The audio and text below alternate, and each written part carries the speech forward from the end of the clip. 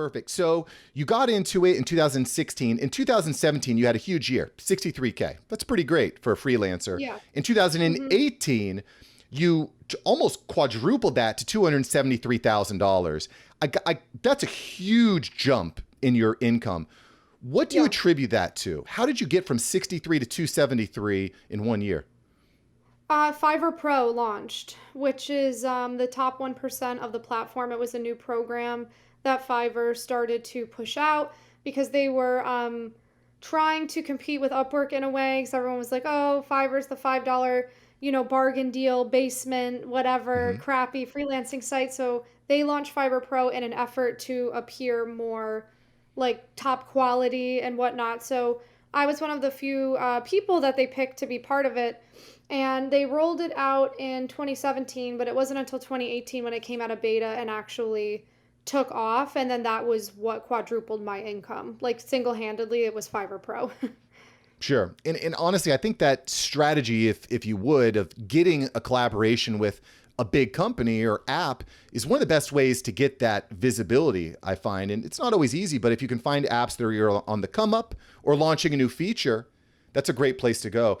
And speaking of which, I don't want to get too far off topic. Facebook is just launching their own podcast platform. Are you excited? Is that something that you're going to be leaning into with your show? I honestly have not. I'm so new to podcasting still that I like take any advice people have to give me, but it's definitely a part of my brand to just take advantage of any opportunity that's within my grasp. So I'm sure, yeah, I will be checking that out. I'm also monitoring LinkedIn that's going to launch its own freelancing platform this fall. So Mm.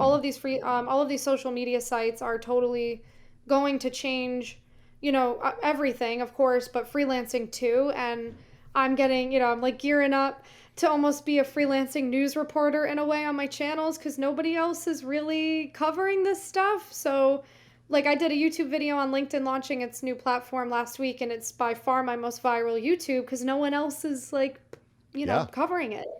I mean, Yeah. I'm all in on these platforms. I actually didn't know that LinkedIn was launching this freelancing platform. So Okay, that's really yeah. interesting. You heard it here Yeah, first after Hours Entrepreneurs. yeah, exactly.